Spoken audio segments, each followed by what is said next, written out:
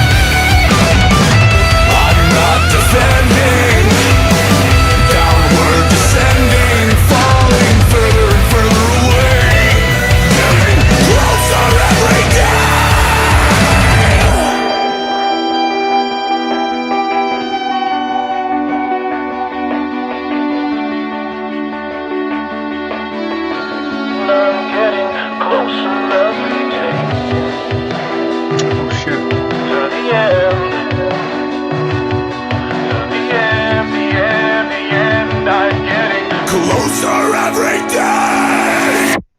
Arms wide open, I stand alone. I'm no hero, and I'm not made of stone. Right or wrong, I can hardly tell. I'm on the wrong side of heaven and the righteous side of hell. The wrong side of heaven and the righteous side of hell. The wrong side of heaven and the righteous side of hell.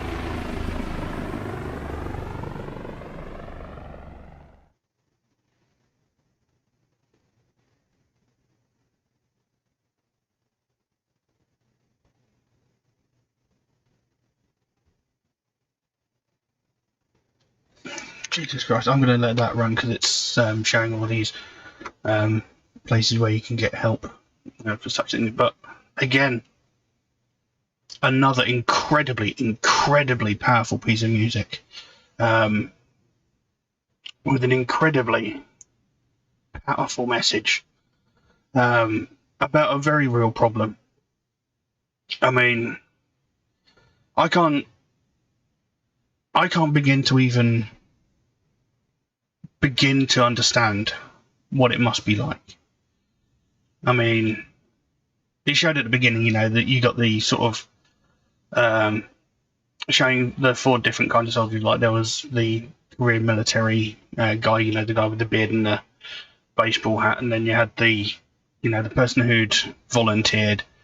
There was that guy who was sitting there looking at a photo of his daughter, and then there was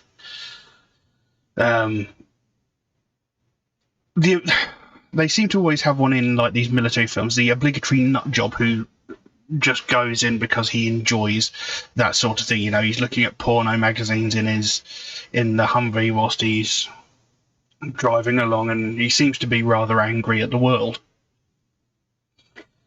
And it shows throughout the video. It shows 3 of the main people on the streets homeless. There's the guy still holding that photograph of his daughter, and a young girl on the street offering to hold him flowers, and this woman just pulling her away, going, don't go near that man. He's homeless. He's bad. He's dangerous, which is a massive misconception about homeless people, and it's one that actually really pisses me off.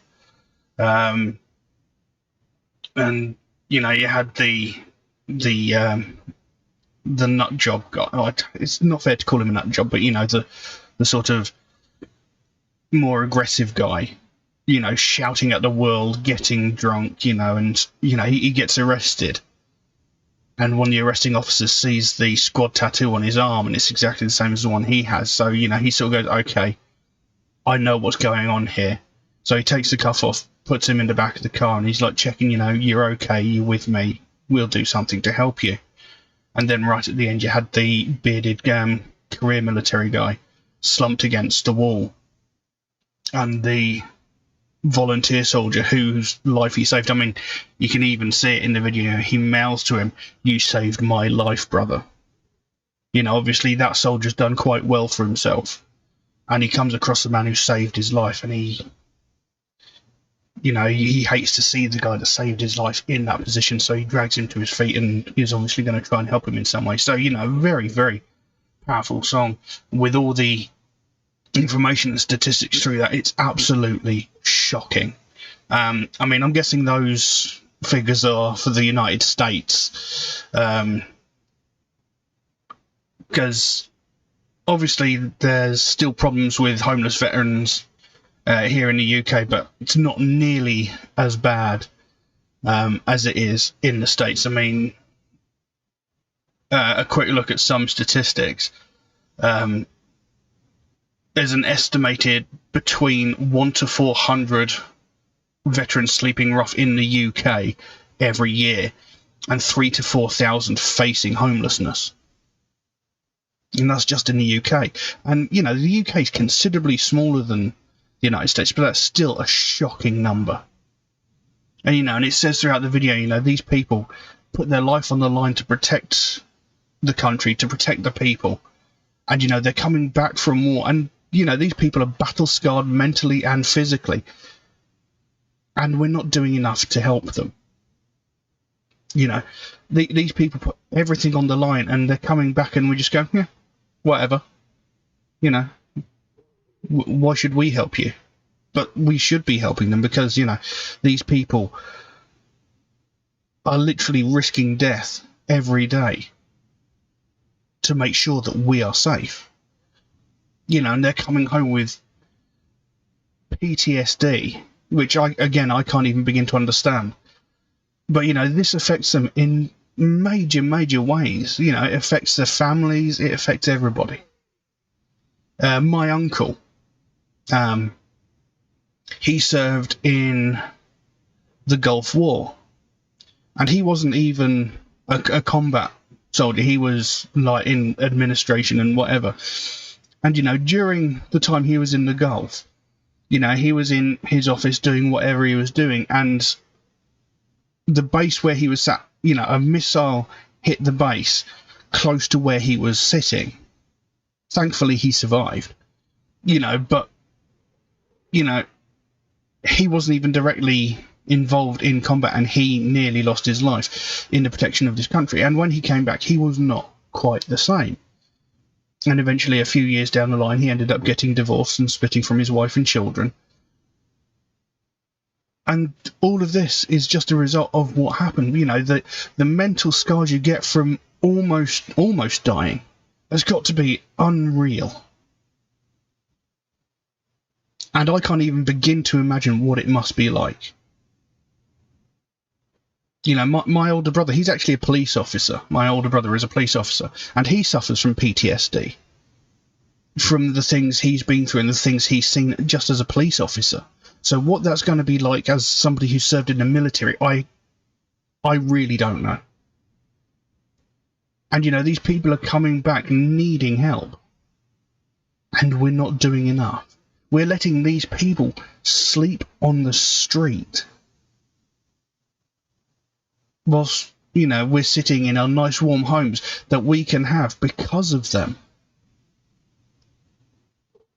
And it's not right. Shocking. Absolutely shocking. You know, if it wasn't for those people, we wouldn't have the luxuries that we have. We wouldn't be comfortable in the way that we live if it wasn't for them. Yet we're sitting there, ignoring them. You know, you walk past a homeless person on the street, you don't know how they got there. You know, I've been homeless myself. And people look at you, and they think that you're a low-life piece of scum. They treat you like dirt. But they don't know what got you there. The reason I was homeless, I was violently and brutally assaulted by an ex-girlfriend. She almost killed me. She tried to kill me. And, you know, I was arrested for something I didn't do. You know, she got me arrested on a false charge. And being released the next day, condition was I wasn't allowed to go anywhere near her or, you know, where she lived. And I was living with her at the time. So, essentially, I was made homeless, you know, in the space of a day. And where I was living at the time, I didn't have any family within 200 miles. So I had nowhere to go. I didn't have any friends that had the space to put me up. You know, I did sofa surf a little bit at a time. But, you know, I was homeless through no fault of my own, but people still sort of looked at me like I was a piece of scum, like I was a piece of dirt, and treated me like shit whilst I was sleeping under bridges in freezing cold weather. People look at homeless people that are sitting there asking for money, thinking they're just going to spend it on alcohol or drugs. It's not the way it works. These people are struggling to survive on a daily basis. All they want is something to eat and something to keep them warm. You know, a cup of coffee or just a goddamn sandwich. That's all they really want. Alcohol is actually the last thing on their minds. Got something in my eye. You know, and it infuriates me the way that people look at the homeless. You know, because in the year that I was homeless, I mean, I was only homeless for 1 year. But in that time, I saw such an ugly side of the world. And all these people that were around me, all these other homeless people that were around me, all they wanted was, you know, something warm, somewhere safe, somewhere dry, you know, they were just trying to survive. And, you know, there are things I had to resort to going through bins and stuff like that just to try and survive. No one should have to go through that, let alone these people that lay down their lives, you know, to defend our country, to defend our freedom, to let us have these comfortable lives that we live. It's shameful the way that this is, you know, the fact that this is a thing that no one should have to go through this, let alone the people that, you know, risk their lives and their mental stability to save ours. No one should have to go through this. It's shocking.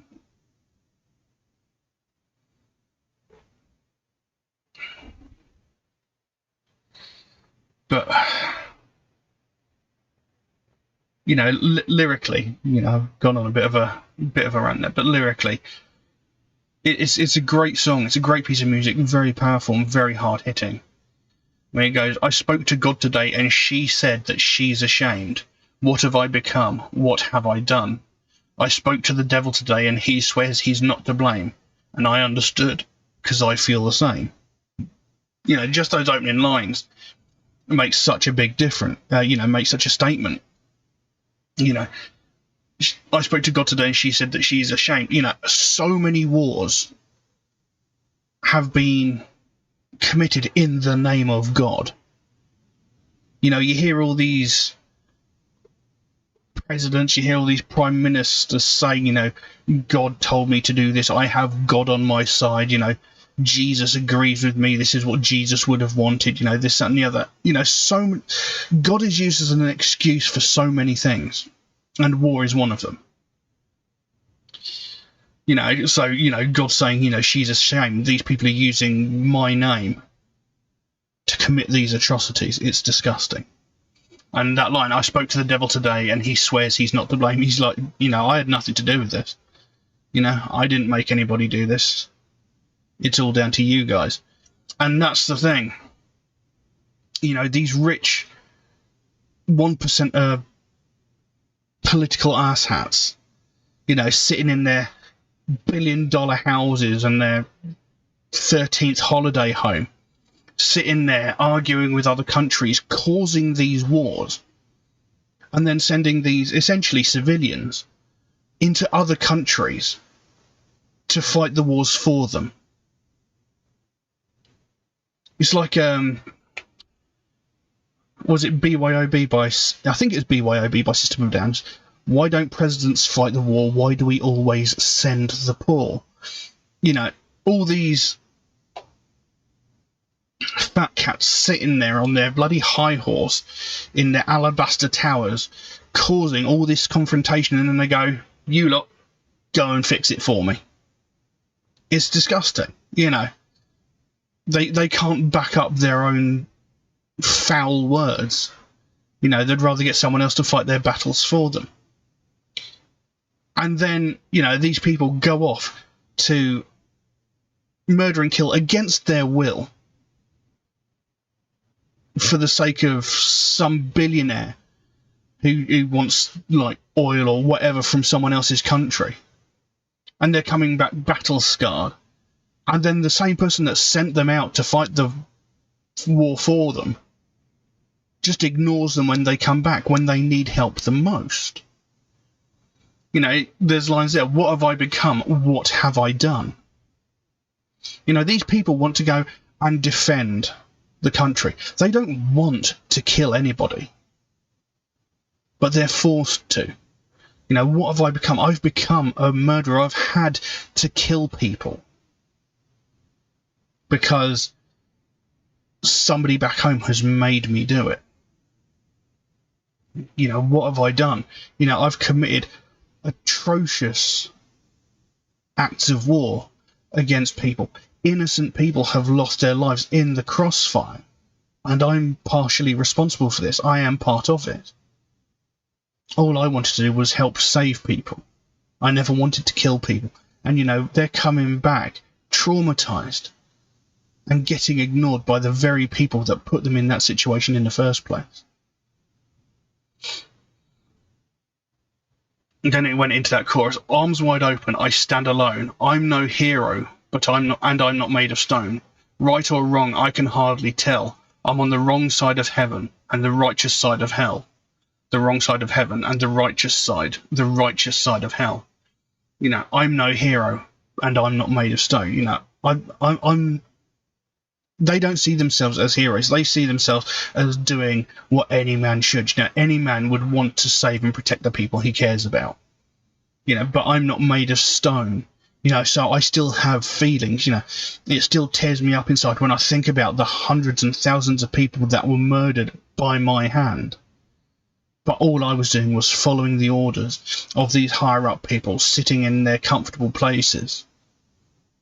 You know, I still feel every single one of these. I mean, these people probably feel the effect of these acts every single day for the rest of their lives. You know, they'll probably see some of the most atrocious and terrifying things that we could never possibly imagine.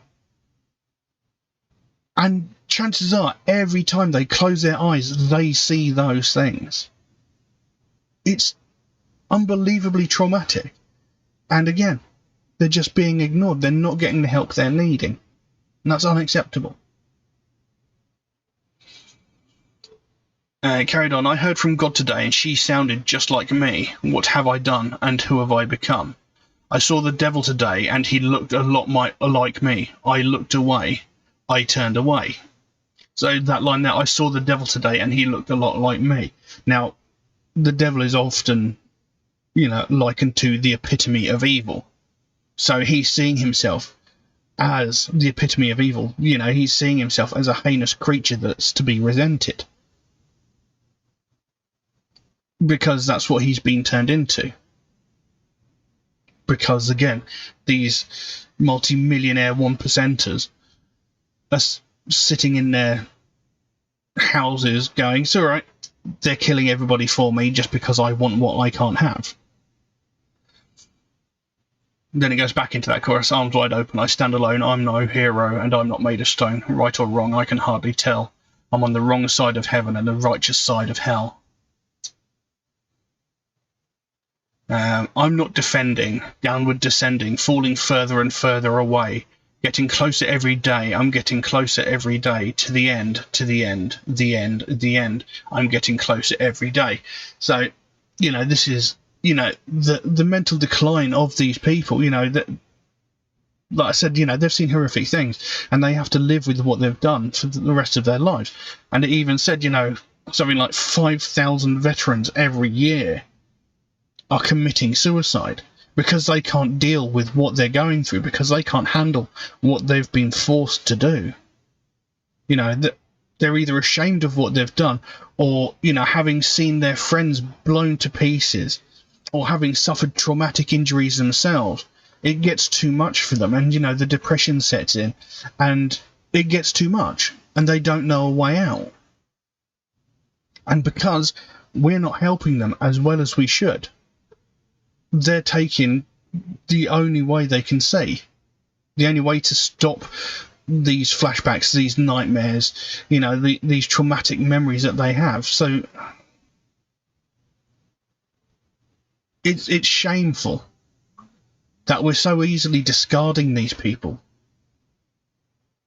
that are doing such a dangerous job. It is a powerful, powerful piece of music, beautifully presented. You know, like I said at the beginning, I don't see why Five Finger Death Punch seem to get as much aggro as they do. You know, a lot of people seem to have a real downer on the band, and I don't get it. I don't get why. I mean, I've only heard 2 songs by them, and both of them have been really powerful, really poignant pieces of music. You know, they've covered important subjects that need to be faced. So, you know, I don't get what the problem is. But these are subjects that do need to be dealt with. You know, we are failing these people that have put their lives on the line, you know, to help us. We need to do more. And like I said, obviously the numbers in the UK aren't nearly as bad as they are in the United States, but then the United States is considerably bigger. But either way, that doesn't make it okay. It doesn't make it okay that these people are still coming home and struggling, losing their families, losing their homes, struggling to find jobs, and struggling to get the help that they need. That's not okay.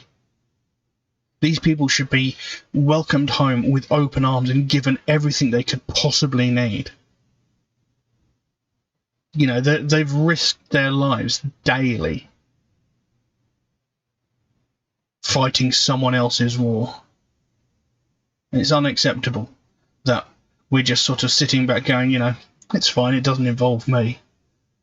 It does involve you, because you're reaping the rewards of their hard work, whilst they're sitting there in the streets, in their own piss and shit, suffering, starving, and taking their own lives. Because, you know, that they're going unappreciated for everything they've done. Unacceptable.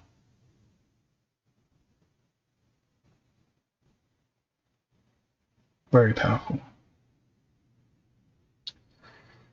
But I don't know what else I can say about that I haven't already said. Now, if anybody would like to make a suggestion for a track for me to react to, then please do so. By all means, you can drop a comment in the comment section below, or message me on my Facebook or my Instagram, or you could even message me through my Patreon, where you could also help to support this channel, which of course would be a massive help to me, since every piece of content I create gets immediately demonetized the moment I upload it to YouTube, which is a little bit frustrating, but you know, it is what it is. I am using copyrighted material after all, and it's, you know, it's only fair that the bands get the recognition that they deserve for the material that I'm using. There is an option in Patreon where you can get your suggestion jumped to the front of the queue. There is a limit on how frequently you can do that. It's limited to once a month, and that's just to be fair to everybody else who suggests tracks through more regular means such as Facebook, YouTube, and Instagram comments.